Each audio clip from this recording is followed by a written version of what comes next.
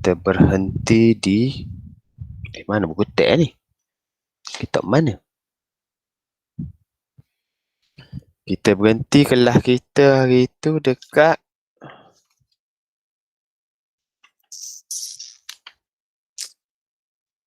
hukum Kepler, betul?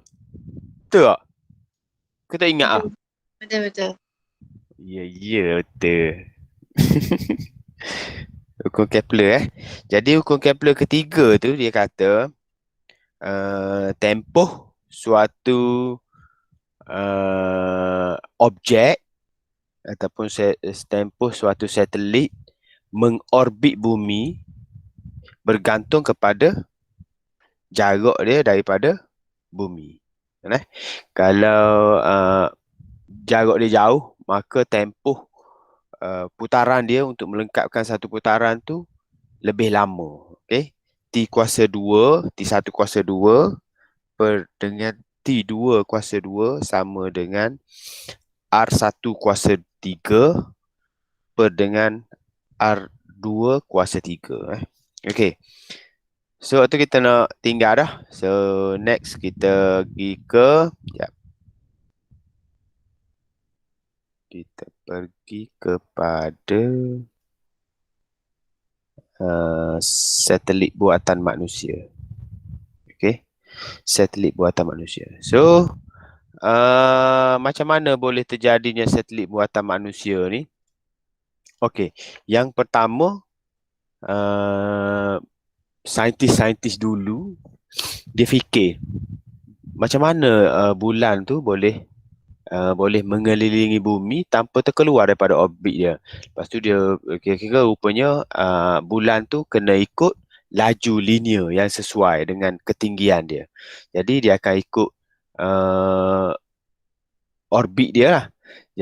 Selepas pada tu dia dapat dah maklumat-maklumat berkenaan dengan orbital satellite. Okey, maka dia pun ciptalah satu benda ataupun satu alat yang boleh mengelilingi bumi. Okey, sama macam bulan tapi boleh memberi manfaat yang lebih daripada tu. Bulan boleh dia pantau cahaya ke bumi tak? Jadi satelit ni banyak benda boleh buat daripada satelit ni. Yang pertama dia boleh kaji cuaca. Yang kedua dia boleh hantar maklumat-maklumat yang jauh. Okey. Maklumat jauh macam streaming bola ke, nak tengok bola ke, ataupun nak tengok siaran live daripada negara-negara luar.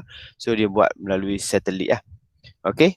Jadi maka wujudlah satelit-satelit buatan manusia. Dan Malaysia sendiri pun ada satelit buatan sendiri. Okey. Okey, orbit satelit Rajah 3.3. Okey, ni.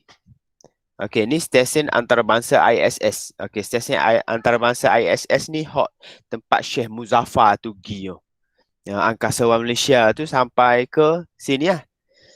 Sistem stesen angkasa antarabangsa yang mana banyak berpusat sini lah, banyak maklumat-maklumat yang transfer daripada sini ke bumi. Okey. Dan satelit MEASAT. Satelit MEASAT tu adalah satelit Malaysia. Satelit Malaysia Okey. ISS boleh dilihat daripada bumi kerana bersaiz besar dan mengorbit pada ketinggian 408 km. Kalau kebetulan dia lalu ikut orbit dia melalui Malaysia, kita akan nampak lampu daripada satelit ISS ni. Sebab ketinggian dia pun tak jauh, dalam 408 km sahaja daripada permukaan bumi. Okey. Satelit MEASAT sukar untuk dilihat kerana bersaiz kecil. Malaysia ni, MEASAT ni sukar kerana ketinggian dia sangatlah tinggi. 35,786 km. Okey, satelit akan bergerak dalam orbit ketinggian tertentu dengan laju linear satelit yang sesuai. Sebelum dia lepas tu, saintis dah kira dah berapa kena laju linear, baru dia akan ikut orbit. So dia akan lepaskan satelit tu ikut laju linear yang betul. Okey. Okey. Cara nak kira laju linear. Cara nak kira laju linear, kita pernah belajar dah daya graviti. Daya graviti F sama dengan apa? G M1 M2 per dengan R kuasa 2. Tak? Dan kita juga pernah belajar dah daya memusat. Daya memusat. Okey. Maka kita untuk dia mengikut orbit satelit, dia kena daya dia mesti sama. F memusat sama dengan F daya graviti. So kita kena samakan dia. So kita samakan dia Kita samakan dia jisim. Kita anggap jisim bumi M besar, jisim satelit M kecil. Okey. Maka kita pun gabungkan dua daya tu, samakan dia. Ni daya memusat, rumus daya memusat. Ni daya graviti. So kita samakan dia, maka kita boleh jadikan V sebagai tajuk rumus. Maka laju linear yang dikira adalah ini. Punca kuasa 2 G M. M tu jisim bumi per dengan R. R tu adalah jejari, jarak antara jejari bumi ke jejari objek tu. Okey. Kalau sini bumi, sini objek, jejari dia ni, R. Kalau soalan tu sebut ketinggian, ketinggian awak kena alert lah. Kalau dia sebut ketinggian, sini saja. Sini saja, H. Jadi awak kena tambah dengan jejari bumi pula kalau nak cari tu. Kena berhati-hati dengan soalan. Kalau tak, kena tipu dengan soalan saja. Okey, ni. R tu jejari bumi. H tu adalah ketinggian. GM ni adalah pemala. Pemala kita memang dia akan beri. Memang kita akan nampak. Okey.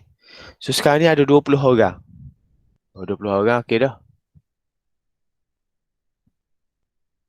Tak? 20 orang sekejap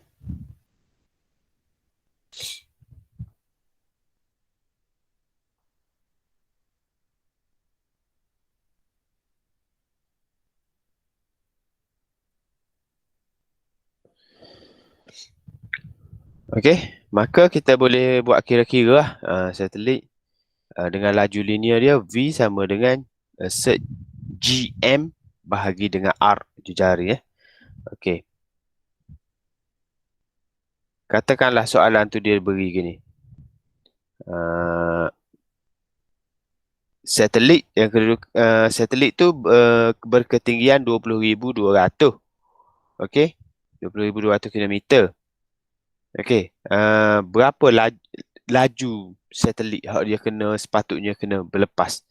Okey, jadi kita kena tambah ni lah. Jejari orbit, jejari ketinggian tambah dengan jejari bumi, maka dapatlah R semasuk dalam rumus, dapatlah ni 3.87 darab 10 kuasa 3 meter per saat. Kena laju tunggu Okey. Laju linear adalah cukup besar untuk satelit bergerak dalam orbit membulat mengelilingi bumi. Okey. Kalau dia ikut laju linear ni, dah cukup dah untuk dia mengelilingi bumi dalam bentuk membulat. Pecutan memusat satelit itu adalah sama dengan pecutan graviti. Okey.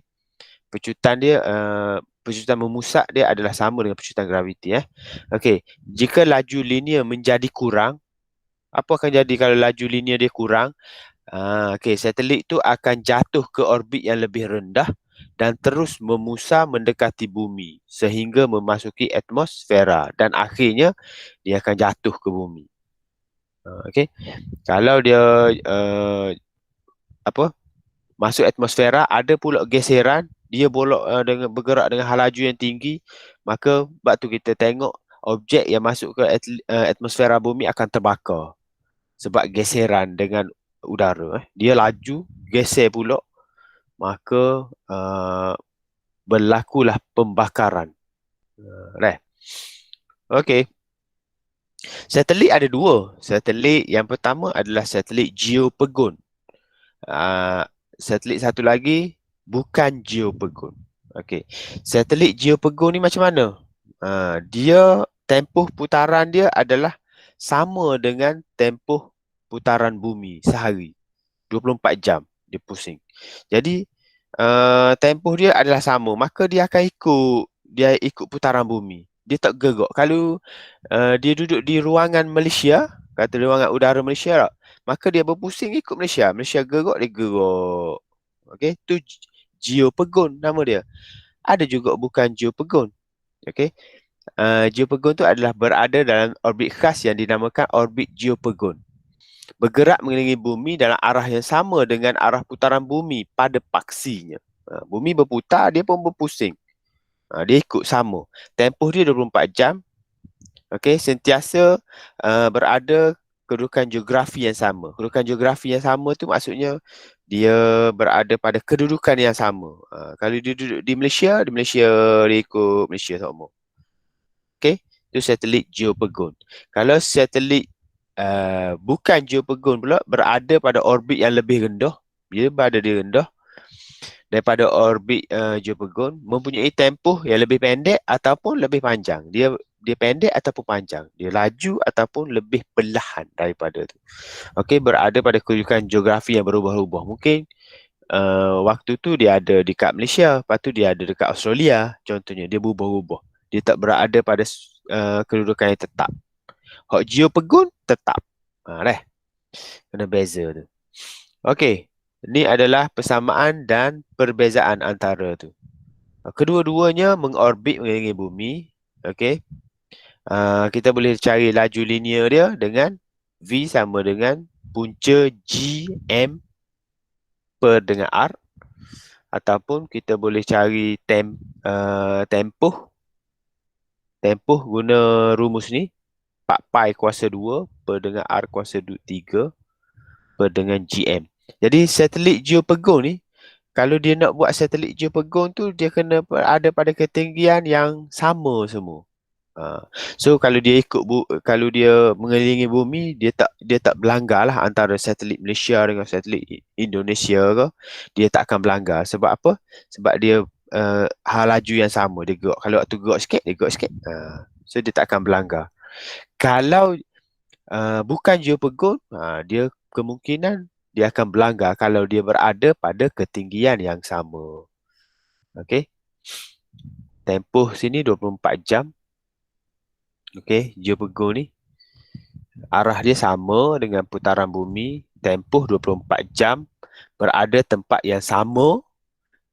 Biasanya satelit komunikasi. Satelit komunikasi. Okey, contoh dia adalah MIASAT. MIASAT ni hak Malaysia. Dan banyak lagi hak negara-negara lain. Kita tunjuk ni semua hak Malaysia lah. Kalau bukan geopegon pula, hak Malaysia ada Tiyongsat, Razaksat, Pipit, ISS. ISS tu antarabangsa. Biasanya bukan geopegon ni untuk pengimejan bumi, GPS, kaji cuaca. Okey. Dengan adanya satelit, banyaklah teori-teori yang mengatakan bumi ni adalah berbentuk sfera. Tak? Tapi masih lagi ada golongan yang tak percaya bumi ni sfera. Dia kata bumi tu lepeh. Tak tahulah, ikut dia lah. Masing-masing pendapat. Tak? Tapi kita belajar ni mengikut dengan satelit apa semua, bukti daripada image daripada kita dapat daripada satelit, dia adalah berbentuk sfera. Okay. Next, halaju lepas. Okay. Kalau suatu objek yang nak lepas daripada atmosfera bumi, dia kena ada halaju lepas. Baru dia boleh keluar daripada tu. Jadi, sesuatu roket nak keluar daripada orbit bumi ataupun atmosfera bumi, dia kena melepasi halaju lepas ni.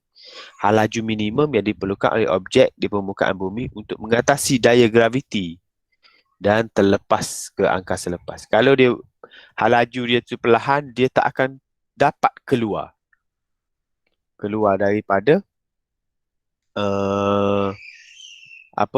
satelit bumi ataupun atmosfera bumi. Okey. katakan suatu objek yang berada pada jarak r dari pusat bumi. Jisim objek adalah M dan jisim bumi adalah M besar. Objek itu mempunyai tenaga keupayaan graviti U sama dengan negatif G M besar M kecil per dengan R. Okey, sebab apa dia negatif? Tenaga keupayaan graviti bumi ni. Dia kira. Okey, disebabkan oleh positif dia kena melebihi atmosfera bumi. Okey, kena melebihi atmosfera bumi. Kalau dia berada dalam atmosfera, tenaga keupayaan graviti dia adalah negatif. Okey. Objek yang bergerak sehingga jarak infiniti daripada bumi. Jadi tenaga kinetik dia 1/2 mv kuasa 2. Objek dilancarkan dengan halaju lepas.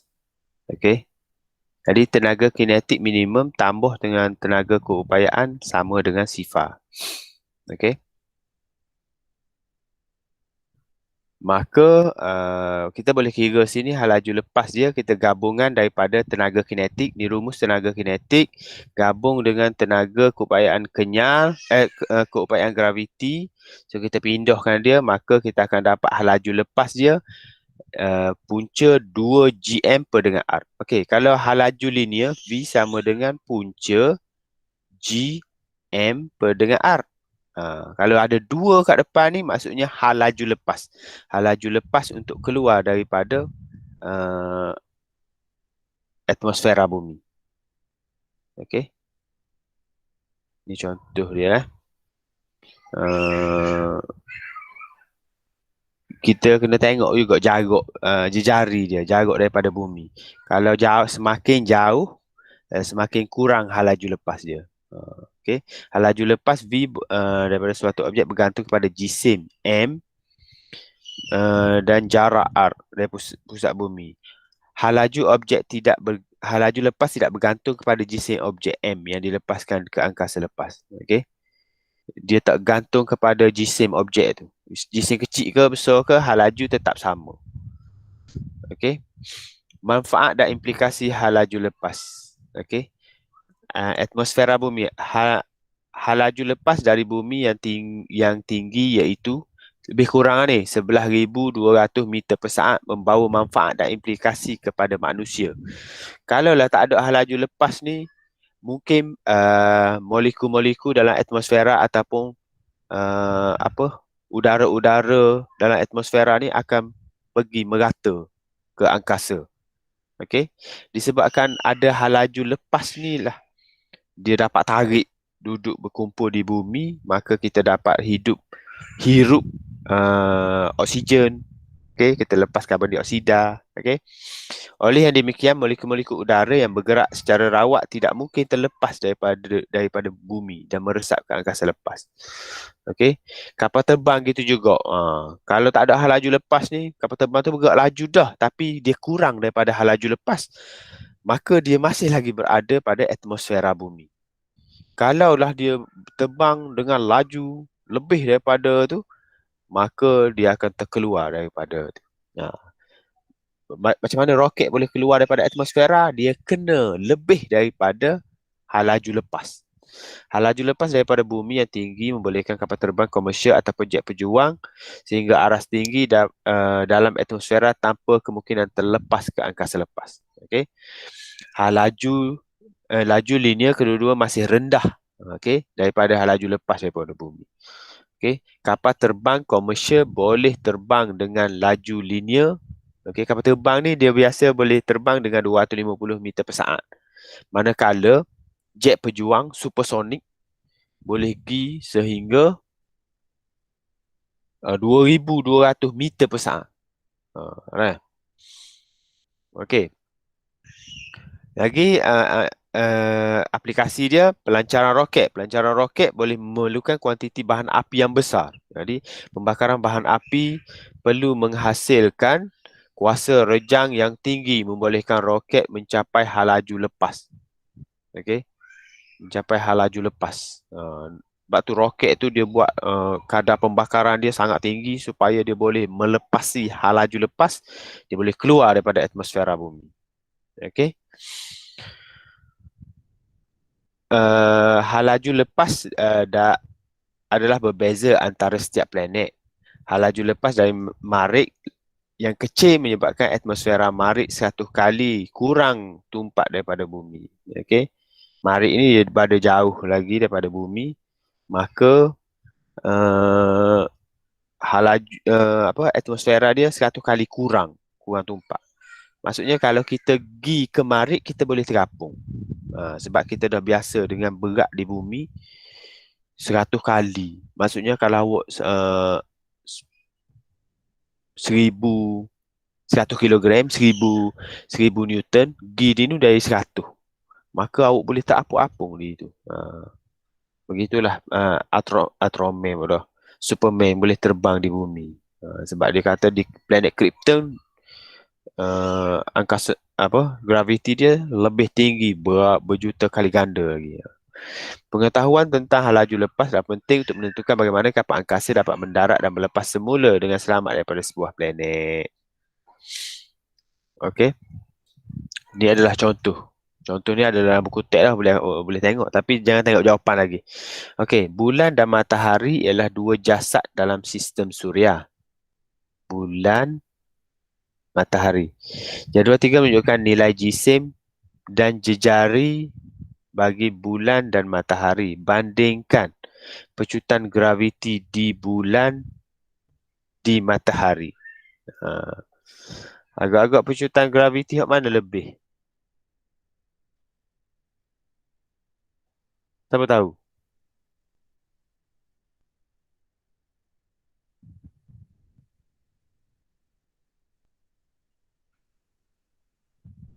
Siapa tahu pecutan graviti mana lebih? Ha? Daya graviti F sama dengan G M per dengan R kuasa 2. Maksudnya kalau berat W sama dengan mg. Okey, mg ni bumi lah.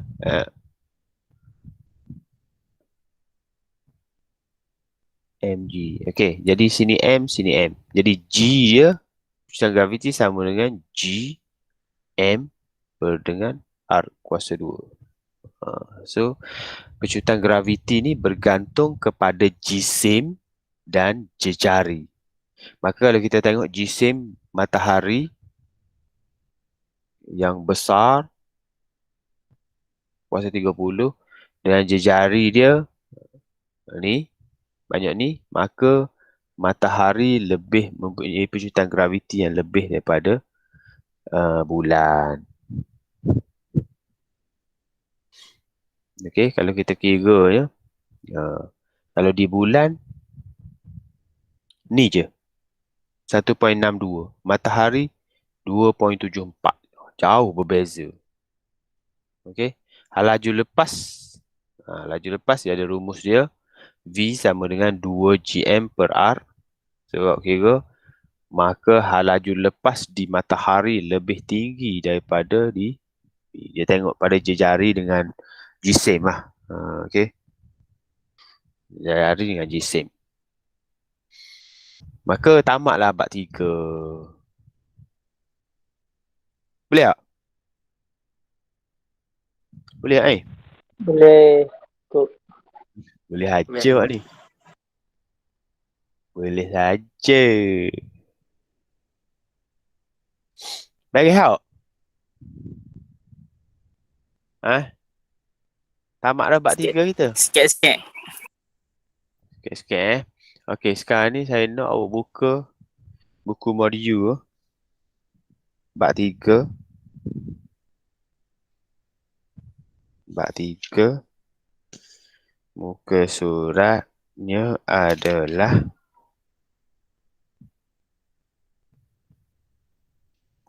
muka surat 87. Muka surat 87. Jumpa tak muka surat 87? Jumpa. Okey, saya nak awak jawab contoh 8 dan tugasan 4. Contoh 8, tugasan 4. Dua soalan boleh? Boleh. Okey. Boleh. Siap? Awak snap gambar atas saya, personal. Boleh? Boleh. Okey. Cikgu Kalau nak hantar WhatsApp ke Telegram? Telegram. Okey. Kalau apa? Esok ada kelas pula lagi. Esok kita bincang jawapan dia sebelum kita masuk bab 4. Boleh? Boleh. Ini macam tidur. Okey, sekarang ni hok ada masuk adalah 21 orang, 5 orang tak masuk. Di mana pokok tu? Awak tahu tak di mana? Tak. Tak tahu. Siapa dok? Tak tahu. Lagi saya nak atur kehadiran nak tengok. Baru seorang baru leh pula ni. Oh, mak leh tunggu lah. Okay. Ada soalan? Kalau tak ada, kalau ada soalan boleh Telegram saya tanya soalan. So itu saja untuk hari ni. Kalau tak ada apa-apa, kita berhenti sini. Tolong buat latihan saya beri, kita jumpa pula esok. PDPR kita 2 minggu je insya-Allah. Kalau tak ada kalau tak banyak hari kita akan jumpa pula di sekolah. Okay. Terima kasih pada sudi join. Okay. Itu saja, kita tangguh dengan tasbih kafarah dan surah Al-As. Subhanakallahumma wa bihamdika la ilaha illa anta astaghfiruka wa atubu ilaik. Wal 'asri innal insana lafi lillazina amanu wa amilus solihati wa tawassaw bil haqqi wa tawassaw bis sabr. Amin. Okey, lagi kita saya hantar kehadiran semua isi Okey. Okey, itu saja. Wallahu alam. Assalamualaikum warahmatullahi wabarakatuh. Masih ya. Cikgu. Sama.